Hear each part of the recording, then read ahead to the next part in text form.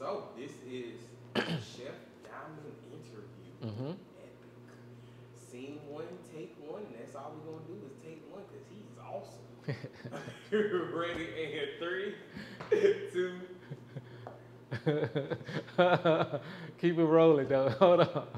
Oh, I gotta get this laugh I love out. smiling. Hold on. You gonna come Okay. out pure bliss. It's Right. cool. Right.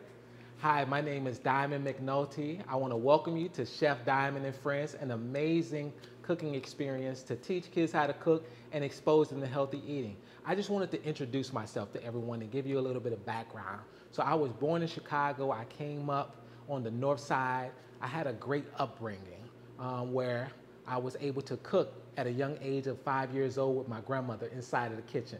I remember the hot water cornbread, the collard greens. You know, she used to make sweet tea where she put the bags inside of the pot. So I had access to cooking at an early age, which sparked something inside of me and how to navigate the kitchen. So that's why I always encourage young chefs to cook. As I got a little bit older in high school, I was able to take up culinary arts my sophomore year for one period, my junior year for two periods, and my senior year for three periods. I went to Chicago Vocational Career Academy, and I graduated there, and I won a cooking competition, which is the and I won the CCAP cooking competition for $24,000, which paid my way through college.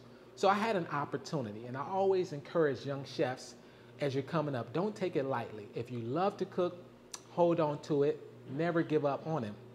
And I want you to stick with it. So I won that $24,000 cooking competition, and that paid my way through college. After college, from there, well, while I was in college, I took a stage at the Peninsula Hotel. And I loved the Peninsula Hotel so much because I went to work there on that stage one day, and my chef was like, wow. But he didn't know that this same organization that I came up in, which was the Chicago Youth Programs, they had connected me with my first mentor, which was Chef Paul Wildermuth. They connected me at a young age before I even got to college. So I had that whole summer to work with him inside of the bistro, which was called Marche and Red Light. So I was flip-flopping back and forth with him to those restaurants, but I gained the skills, I gained the expertise to how to navigate inside of the kitchen. So when that opportunity, that stage came about to stage at a hotel, which was 5-star, 5 diamond, I showed up and I executed at the highest level. When I got there, the chef was like, here's your prep list. I want you to prep this. And every time he turned around, I was handing him something. He's like, okay, cut these chives. Oh, you're done. Oh, peel these potatoes. You're done. So I showed up with the energy to win at a young age. So I encourage young chefs to do the same. But after that, I got into the industry, right? So I stayed at the Peninsula Hotel 2 times. I hit a ceiling there, and I ended up moving to Louisiana. I stayed there for a year. I was working at the Sheraton Hotel in the morning. I was working at the Embassy Hotel at night. And then I was working on my off days at KFC. And one may ask, why were you working so hard? I had this fuel inside of me. That, where I came from the bottom of the bottom, right? I had this hunger to win. I had this fire inside of me where I had to reach my goals. So I had this work ethic that was crazy. And make no mistake about it, I loved it. I love to work. So those of you who love to work, keep going. So I worked those 3 jobs around the clock. I stacked up my money and I invested into myself. I ended up staying there for a year. I moved from Louisiana to Atlanta, and I called the shots every time on what I was going. You want to be proactive in your approach. I moved to Atlanta and I had to take a step back because when I was in Louisiana, they ended up removing some of my executive chefs, and they had me as a sous chef at 21 years old running multiple outlets. At that time, I learned that you're not in control of other people's companies, right? So when they got rid of everyone, here I was navigating and running all of those outlets, but not being compensated for it. So I didn't lose my passion for cooking, but at the same time, I needed a break. And sometimes in our lives, we need to take a break. So I took a couple steps back. I ended up moving to Atlanta. And while I was there, I went to film school.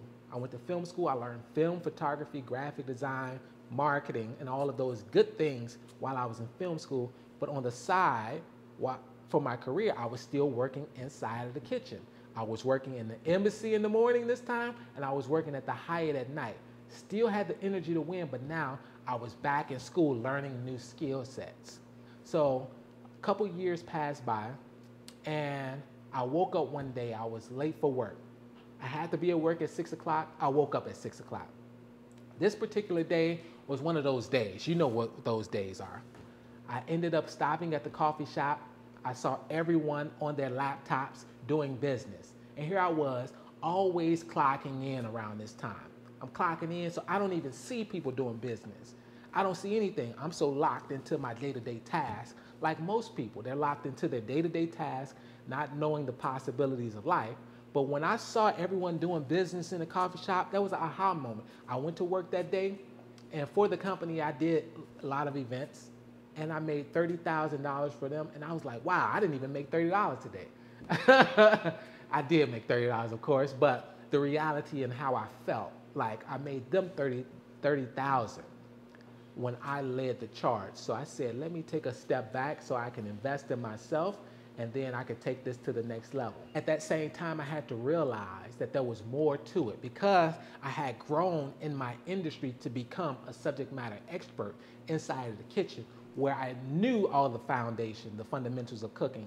I knew how to navigate the business part. And most cooks, they don't understand the business. So I knew both sides. And when you know both sides, you can take that leap of faith to step out because you can produce greater income for yourself. So that's exactly what I did. I was doing some catering on the side. I ended up getting hired periodically for event after event after event. So I went to the bank, not knowing how to start a business. I just went to the bank. A great banker that I met, Amdad, at the time, I couldn't understand what to do. I just showed up and asked him the right question. There's a book called Great Leaders Ask Great Questions. And so I just asked him the right questions. I said, this is my vision. This is what I want to do. How do I map this out? So as you know, like I'm a chef. By that time, I had finished film school. I only got my degree. I finished film school and I learned marketing, graphic design, etc. So I went into the bank and I said, this is what I'm looking to do. I'm looking to start 4 companies. I'm looking to start a parent company. I'm looking to do my catering, filming, and photography because I took that up as a major of mine.